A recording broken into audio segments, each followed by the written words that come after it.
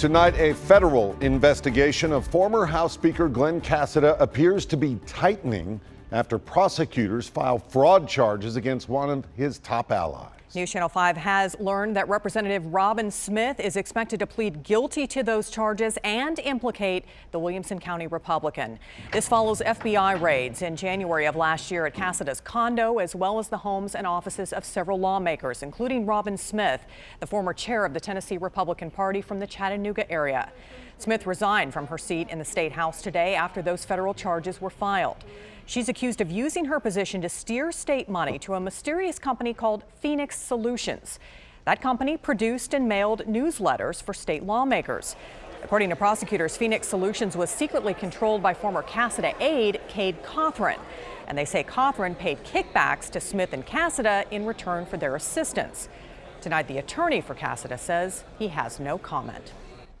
These days on Capitol Hill, the big drama playing out is the push by some to reshape public education here in Tennessee, or, in the view of some, to destroy it. Yeah, advocates say that push is coming from families, but an exclusive News Channel 5 investigation reveals they're not the ones paying for the multi-million-dollar lobbying campaign. So who is? Our chief investigative reporter, Phil Williams, is here. Phil, you continue to follow the money on this. Absolutely. And when these groups try to influence your state government, there is no law that requires them to tell you who's writing the checks. In this case, our investigation discovered it includes billionaires and millionaires from outside Tennessee. You're here to educate yourselves about. When lawmakers are in session, This is a working capital. these student trips to the state capitol are part civics lessons We have 99 representatives. and part public relations. Who speaks for the children, and we really view that as our job.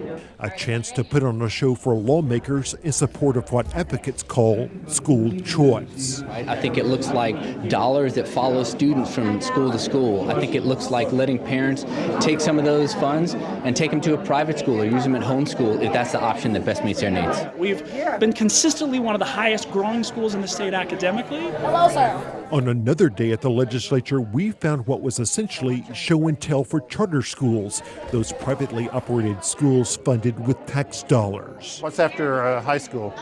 So I'll be attending Tennessee State University on a full ride. And Here, the students are the ambassadors, some as young as 7. So what's special about your school? It has many people of color. It has many people of color. So this is an opportunity to put those kids on display and allow us to see all the great things that are happening in the schools. Who's your favorite president?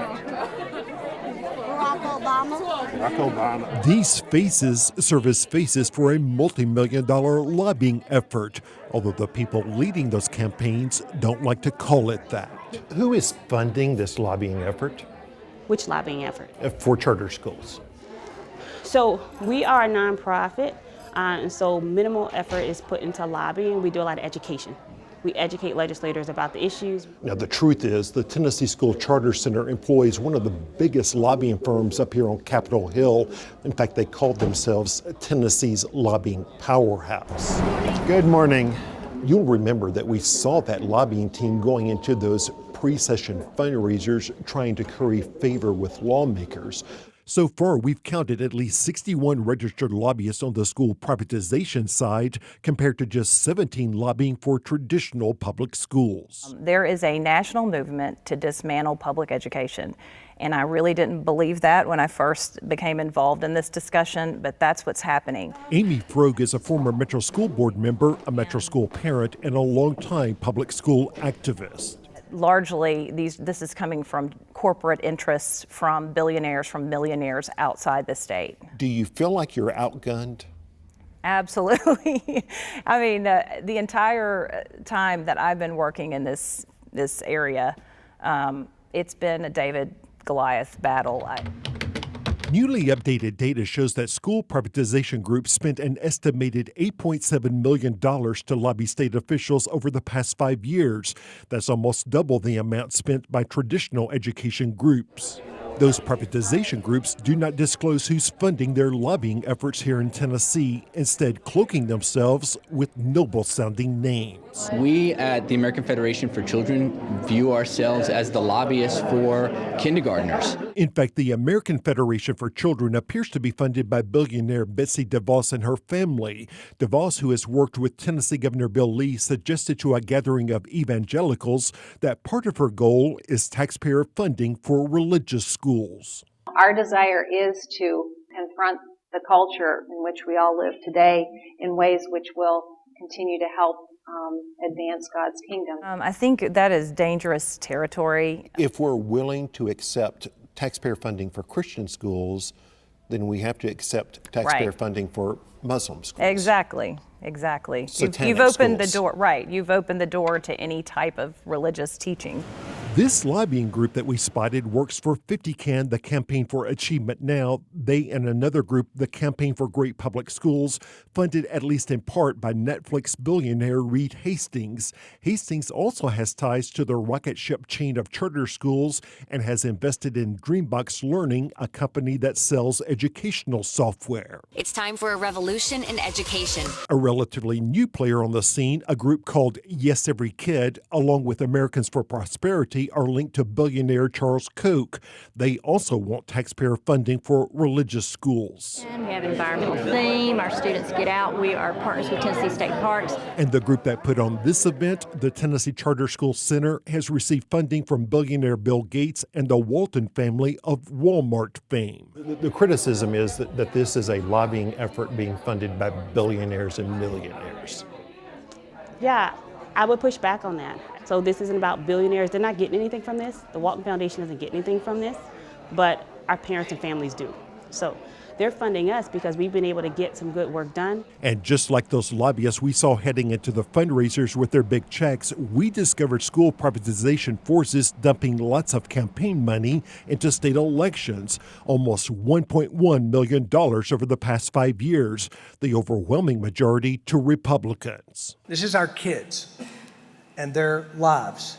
$176,000 of that went to the governor. If they can get the right people elected, then they don't have to work through local school boards. And I think the legislators need a lot of money to run campaigns. Item 3 on the calendar. Chairman Stevens, you are recognized on Senate Bill 2168. Those efforts to take away local control are coming down to what could be a crucial vote this session. Outside the Senate Education Committee, we saw the same lobbyists we had spotted at those pre-session fundraisers. They're hoping for a win. Senate Bill 2168, with the amendment, focuses on two challenges to support families and students enrolled in Tennessee's public charter schools. That bill gives charter schools an end run around school boards that may not be charter friendly. But when a Metro School Board member tried to argue that charter schools are really not outperforming neighborhood schools, there are only two that edge higher than those statewide. Not to interrupt you, but if you could wrap it up, because I don't want to go into a charter debate here. It's about the chairman cut her off. Senator Kelsey votes aye. In the end, the bill passed 6-2. Senate Bill 2168 is headed to the Committee on Calendar. When you see what happened in committee today, do you see the power of money? Absolutely. I mean, it's a little frustrating to me, to be perfectly honest, that I was cut off when I was trying to talk about a comparison between our traditional public schools and our charter schools, and yet a charter school founder was allowed to sort of go on and on. What we said is, let's step up and do the most challenging work. Let's serve the kids who don't have a lot of options. Advocates insist they are responding to our real need, that it truly is about the kids. The problem is that they are crippling the neighborhood traditional schools around them.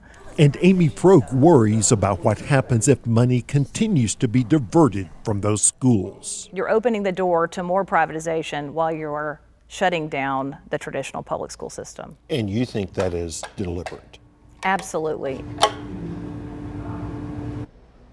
Now, on top of that, also fueling this lobbying battle are corporations who see the potential for big profits from getting your tax dollars to operate these publicly funded charter schools. Governor Bill Lee's proposal to revamp education funding, if it passes, would shift even more money into those types of schools. Of course, we'll keep watching.